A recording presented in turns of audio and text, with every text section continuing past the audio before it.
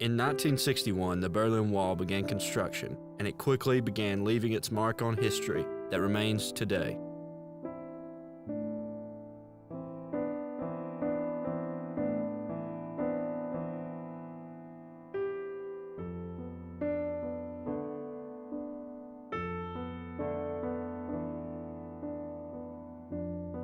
The Berlin Wall was an attempt not to keep people out, but to keep people in.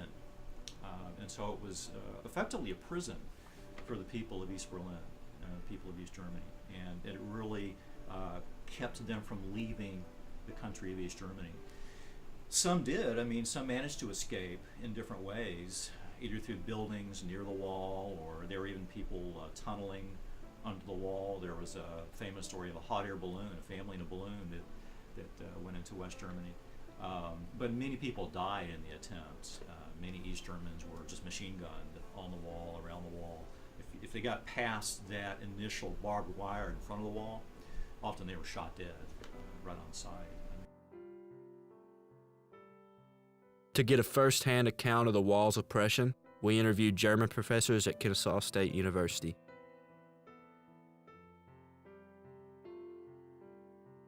My personal experience came really in the 1980s as I was a student and a tour guide for a group of African athletes that visited Berlin, and I was astounded by the harshness and by the almost warlike experience as we crossed the border into East Berlin.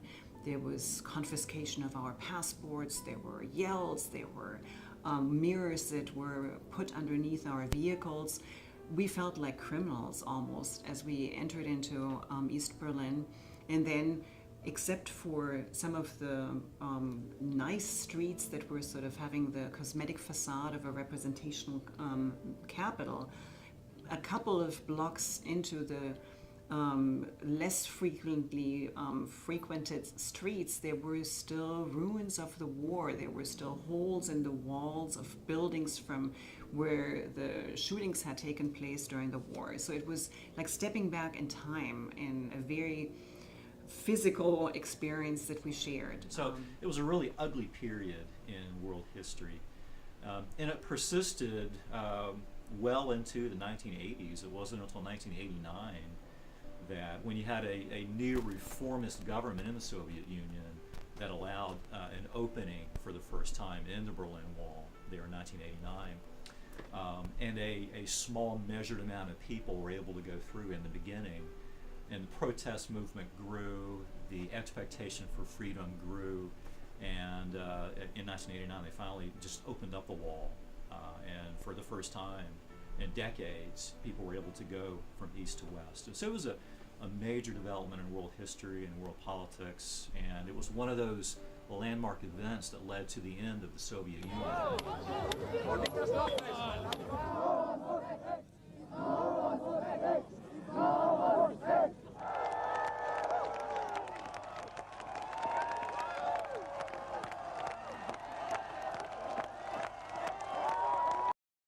Eventually, a piece of the wall found its way to KSU.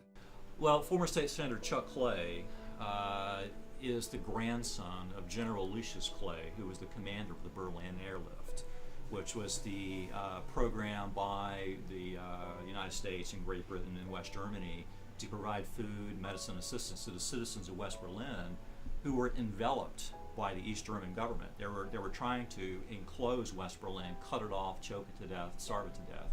And so the Berlin Airlift represented a major effort to aid the citizens of West Berlin during that time, and it was very successful. And so General Clay was the commander of the Berlin Airlift, the Allied commander. So he's got a storied name in Germany, in Europe as a result. And Chuck Clay is his grandson. And so the Clay family has been somewhat of a celebrity family in Berlin ever since then. And they've been invited to Berlin for various programs and events and commemorations. And so Senator Clay had been to Berlin a few times. And around that time, they presented Mr. Clay with a chunk of the Berlin Wall in a ceremony. And it was transported back to the United States. And of course, he jokes that it was too big for his living room. You know, and so he donated it to Kennesaw State. That was the year that KSU launched the Holocaust Memorial at Kennesaw State. It was over at KSU Center. And so that piece of the Berlin Wall was out front of the KSU Center to help launch and help commemorate the Holocaust exhibit at Kennesaw State. So it was there for a period of time, and then it was brought over here after this building was built and dedicated, because the feeling was it would be a prominent place on campus. It would be something that students could pass by on a daily basis and be reminded of that struggle for freedom and that struggle for human rights that the wall so clearly represents. And so that's why it's where it is right now, and it's become a part of campus life. But Professor Burwald and Professor Smith couldn't help but draw lines to the modern day.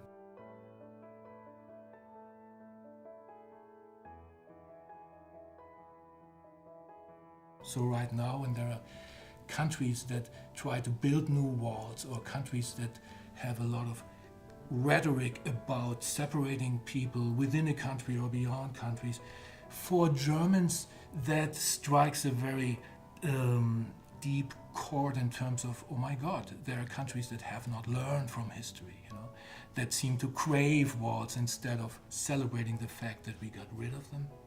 With many calling for a border wall between the U.S. and Mexico, we asked the professors if they'd like to leave us with some inspiration for students that pass by KSU's piece of the wall every day.